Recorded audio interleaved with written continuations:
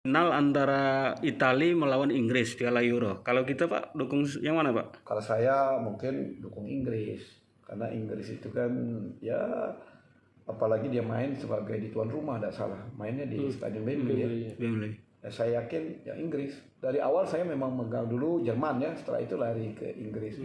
Ya, saya bertentangan anak saya malah Italia, saya Inggris.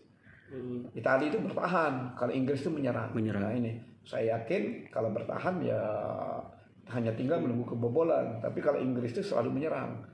Nah itu yang terbaik, bertahan yang baik itu adalah menyerang. Makanya saya yakin Inggris.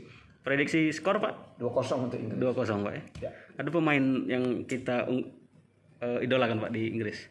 Siapa pemainnya? Ken mungkin Pak penyerangnya. Kalau dulu banyak, sekarang lupa.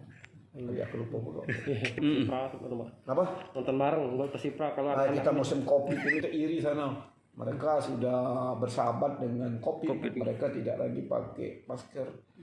Tenis lapangan juga Jokovic tidak lagi dipakai masker. Sepak bola kita masih disibukkan oleh hal-hal ini juga.